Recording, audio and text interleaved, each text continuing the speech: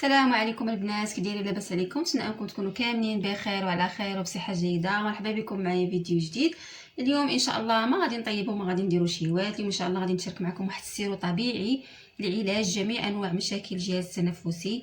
اللي عنده الكحبه كتليق ليه هذه الوصفه، اللي عنده الجيوب الانفيه، اللي عنده يعني الكحبه سواء خاويه ولا عامره، اللي عنده ضيق في التنفس، اللي عنده التهاب في الحلق، الحنجره، ضيق التنفسي، الربو، اي حاجه عندها علاقه بالجهاز التنفسي. فيعني دابا كتعرفوا دابا الوقت، هذا الوقت هذا راه ديال البرد، يعني كلشي مريض، الصغير والكبير، الله يشافي الجميع. يعني هذه الوصفه راها صالحه وامنه وزوينه بزاف وحسن من السيرو اللي كيتباع يعني في الصيدليات. يعني هذا المشروب طبيعي وصحي وامن 100%. بالنسبه للمقادير كما كتشوفوا عندي هنا راه كيبان لكم.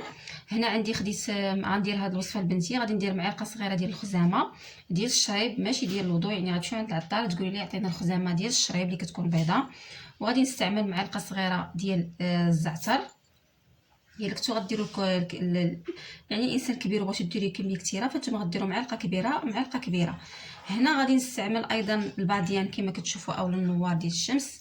باديان هذا الحب الهيل، غتمشيو عند العطار تقولوا عطينا الباديان، غادي يعطيكم واحد 10 ديال الدراهم وتجيبوها. غادي نستعملوا غير حبه واحده فقط، غنستعمل حبه واحده فقط.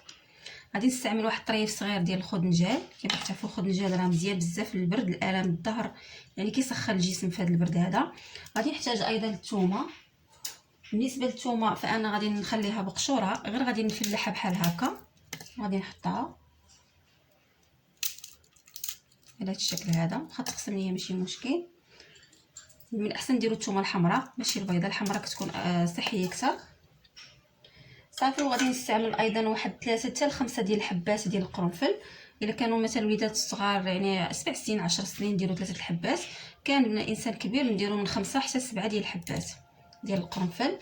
صافي هادشي اللي كاين. وايضا زيت الزيتون ضروري، يعني ده غني على التعريف. غادي ندير واحد نصف كاس ديال زيت الزيتون. الا كان كاس صغير ديروا كاس كامل، كان كاس كبير غديروا نص كاس. المهم انا غادي نقول لكم الطريقه باش كنستعمل هذه الوصفه، يعني كاينين طرق يعني مختلفه ومتعدده. الطريقه اللي غندير معكم اليوم هي هذه. غادي ندير هذه الطريقه، غندير الماء في كاسرونه وغادي ندير هذه بحال هكا على شكل حمام مريم، وغادي نوضعها فوق البوطه ونخلي هذا الخليط حتى كيبدا يغلى ليا. يعني حتى كيبدا يغلى عاد كنطفي عليه البوطه، يعني نخليوه تقريبا بين 10 دقائق حتى 15 دقيقه. يعني ملي يبدا يغلي لنا الماء، هذا الماء اللي في الكاسرونه كيسخن، عاد كنبداو نحسبوا 15 دقيقه صافي وتنطفيو عليه، كنطفيو عليه البوطه. الطريقه الثانيه اللي كنت كنستعمل انايا، كنديروا بحال هكا وكنزيدوا القياس ديال زيت الزيتون، كنزيدوا قياس ديال الماء.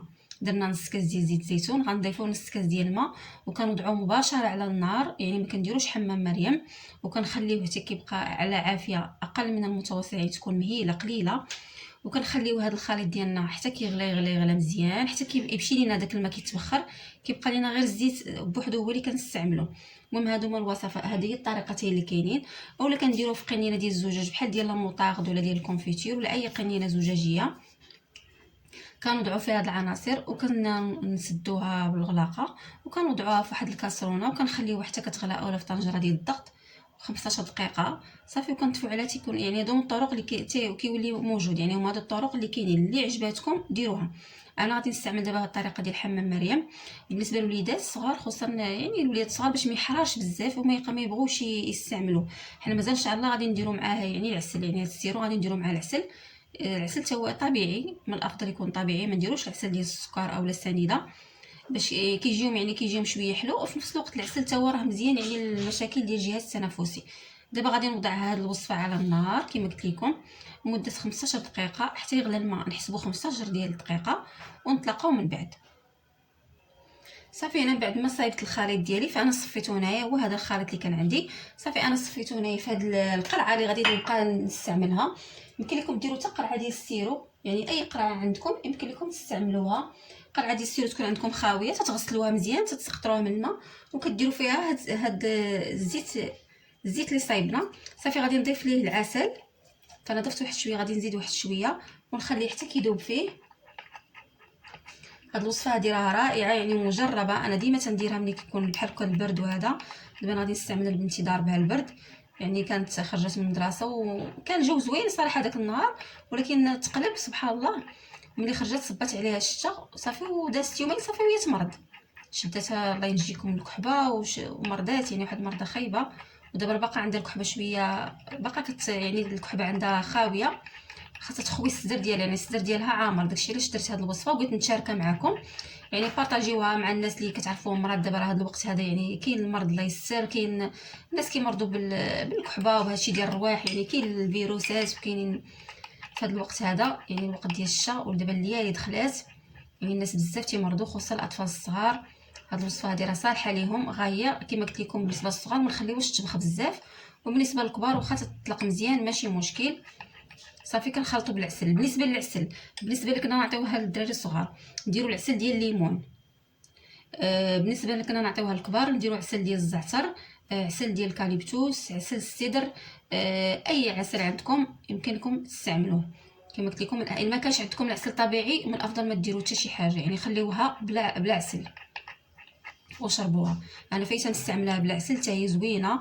بالنسبه لطريقه الاستعمال فانتم كتاخذوا معلقه في الصباح ومعلقه في الليل بالنسبه للاطفال الصغار. اخر حاجه يشربوها هي هذه المعلقه ديال الزيت وما تشربوش عليها الماء.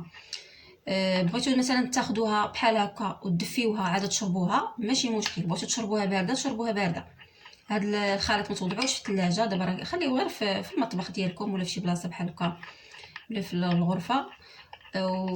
وبالنسبه للكبار كيشربوا 3 ديال المعالق، كيشربوا معلقه في الصباح، معلقه مع الغداء، ومعلقه في الليل ملي يبغيو ينعسوا. ومن الاحسن انكم تدفيوها هاكا كتسخنوا الصدر ديالكم. كنتمنى ان الفيديو اليوم نال اعجابكم. ما تنساوش ديروا لي لايك البنات باش يطلعوا يشوفوا اي واحد يعني مهتم كيبحث يعني بحال هاد الوصفات وداكشي. هاد الوصفه هذه انا راني مجرباها ومعوداها يعني راها زوينه بزاف. غنشارك معكم ايضا بعض الوصفات اللي كنستعمل بحالكم اللي كيكون ضاربنا البرد في الدار يعني اي واحد سواء الصغار ولا حنا الكبار كندير هاد الوصفه هذه. كندير ايضا واحد الوصفه ديال كندير كاسرونه صغيره كندير فيها معلقه ديال زيت الزيتون، معلقه ديال الكمون ومعلقه ديال العسل، كنسخرهم في البوطه وكنشربوهم في الليل ملي كنجيو نبغيو نعسو كنشربوها. اخر حاجه كنشربوها ما نشربوش عليها الماء. كندير ايضا الثومه من الاحسن تكون حمراء. كندير الثومه حمراء وكندير معاها عرق السوس، واحد الطريف ديال عرق السوس في كاسرونه كنديرهم كيطبخوا مزيان. وكان هذاك الكاس ديال الماء تقريبا كيطبخوا مزيان. ديك الكاس ديال الماء كنشربوه وديك الثومه كنمعسوها وكناكلوها مع الوليدات نديروها لهم مع شويه العسل ولا مع شويه السنيده باش ياكلوها. وحنا الكبار نديرو مع العسل ولا ناكلوها بحال هكاك ماشي مشكل. نقدروا نزيدوا معاها شويه ديال زيت الزيتون. كندير ايضا بزاف ديال الوصفات بحال دابا ديال الاعشاب. كندير مثلا الزعتر حتى هويا. الزعتر عادي كنسخن الماء تيغلى مزيان وكندير شويه معلقه ديال الزعتر في الكاس وكنكب عليها داك الماء طيب حتى هو رائع بزاف. كيحيد السموم كيحيد الالتهابات مزيان الكحبه مزيان حتى الامعاء مزيان المعده مزيان الجهاز الهضمي يعني مخير بزاف هذاك الزعتر يعني ما تغفلوش عليه مره شربوا كويس. كنستعمل ايضا البابون شاو مزيان تيهدئ الجهاز التنفسي الجهاز العصبي كيرخي يعني كيرخي الصدر ديالنا داك التهيجات ديال الكحبه وداكشي حتى هو مزيان نقدروا نعطيوه حتى للاطفال ديالنا ماشي مشكل. البابون راه مزيان بزاف وامين يعني كندير بزاف الوصفات صراحه. المهم هادو اللي تفكرت دابا. كندير ايضا الليمون كنعصر كاس ديال الليمون كنسخنو مع معلقه صغيره ديال السكينجبير وكنضيف لهم واحد المعلقه ديال العسل حتى هو تيتشرب سخون. ايضا كنستعمل الماء سخون كنعصر عليه شويه ديال الحامض شويه ديال العسل. المهم ضروري ما نبقاو نستعملوا بزاف ديال الوصفات يعني ماشي نديروا غير حاجه ونقولوا هاد الوصفات الطبيعيه كتبغي المداومه يعني نكونوا مرات كل نهار نديروا الوصفات كل نهار نستعملوا هاد الاعشاب اللي قلت لكم هادشي حتى يعني كنقويو المناعه ديالنا وكنقضيو على داك الفيروس ديالنا. الفيروس اللي كيكون فينا كنقتلوه يعني الكحبه وداكشي كتبدا كتنقص الصدر ديالنا كيبدا كيتنفس مزيان. يعني هاد الوصفات هادو راه مزيانين بزاف ما تخافوش منهم. الثومه حتى هي مزيانه كما قلت لكم. ايضا البصله الحمراء حتى هي مزيانه بزاف. الطريقه اللي كنستعمل انا خصوصا ملي كتكون التبوريشه وكتكون ديك الاعراض شويه زايده الطريقه اللي كنستعمل كنشد بصله حمراء تكون صغيره او الا كانت كبيره ندير غير نصها كنحكها في الحكاكه كنوضعها في واحد هذاك الشيء اللي حكيت الماء ديالها والعصاره كلها البصله بكلشي ديالها محكوكه كنوضعها في شي كاس كبير وكنوضع عليها الماء مغلي كنخليها غير شويه تتجانس وتبقى سخونه يعني تخليها واحد دقيقه حتى 2 دقائق كتصفيها وكتضيفي ليها العسل وكتشربيها رائعه بزاف. التبوريشه كتسخن الجسم الا كانت كتحسي ديما بديك البروده وكتحسي بالجسم ديالك ديما بارد هاد الوصفه هذه راه رائعه. يمكن لك تضيفي لها حتى السكينجبير وكتعطي حتى الوليدات ديالك راه صحيه مزيانه التبوريشه مزيانه الحساسيه الجهاز التنفسي الجيوب الانفيه رائعه بزاف هاد الوصفه. بالنسبه للوليدات اللي كيعانيو مثلا من النيف ديالهم، الناس الكبار والصغار، يعني دابا راه كلشي كيعندو هاد المشاكل هذه في هاد الوقت هذا. بالنسبه للجيوب الانفيه، احسن واروع وصفه اللي يمكن لكم ديروه هي المدافي مع الملحه، وكتغسلوا به الانف ديالكم بحال راكم باغيين توضاو. يعني كتطلعوا كديروا شي كاسرونه، كديروا فيها الماء والملح، كتخلطوهم بحال باغيين توضاو، يعني الاستنشاق والاستنثار. كتطلعوا الماء حتى كيخرج لكم، كتطلعوه غير بشويه حتى هذاك الماء تنزل لكم مع القرجوطه، يعني مع الحنجره ديالكم. كتطلعوه من الانف ديالكم، كديروا وكيهبط لكم مع القراجات. في هذه الطريقه هذه كتغسلوا الجيوب الانفيه، كتنقيو الانف ديالكم من البكتيريا داكشي يكون لاصق، وفي نفس الوقت كيتسرحوا الانف ديالكم اللي كيكونوا مسدودين، كيتسرحوا بالطريقه هذه. نبقاو نديروها، يعني نداوموا عليها، نديروها 2 مرات في النهار حتى 3 المرات. المدافي رائع بزاف يعني الانف ديالنا، يعني داك الوضوء اللي كنتوضاوه سبحان الله راه ما جاش غير بحال هكاك ملي كنستنشقوا ونستنثروا.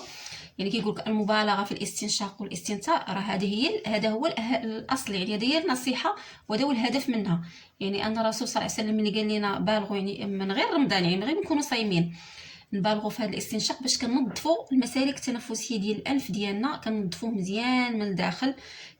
ايضا نتفكر دابا واحد الوصفه اخرى ديال السانوج كنديروا، هذه كانت كديرها الام ديالي وانا باقا كنديرها دابا انا وبناتي ملي كيكون نيفنا مسدود. كندير واحد الزويف، كندير فيه السانوج، كنسد كتولي بحال واحد الكموسه صغيره، كنبقى نحكها بحال هكا على يدي، وكتبقاو تشموا هذاك السانوج.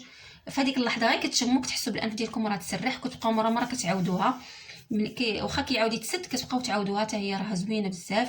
يعني كاين بزاف ديال الوصفات صراحه، مره نبقى نبارطاجي معكم شي وصفه. كاين ايضا وصفه ديال السكينجبير مع العسل، كتخلطوهم في شي قريعه بحال هكا، غير كميه قليله، معلقه، وكتبقاو تاهما تاكلوهم، تاهما مزيانين للجهاز التنفسي. نتمنى ان الوصفه ديال اليوم تنال اعجابكم. ايضا نسيت واحد الحاجه، واحد المكون انا غادي نجيبو دابا نوريه لكم، صراحه خاصو يدار في الوصفه، انا غادي نجيبو باش نوريه لكم. صراحه بالنسبه للمكون الاساسي والمهم بزاف هو السكينجبير طري، هو خصنا نضيفوه لهاد الوصفه هذه. كناخذوه غير طريف بحال هكا، طريف صغيور، وكنقيوه.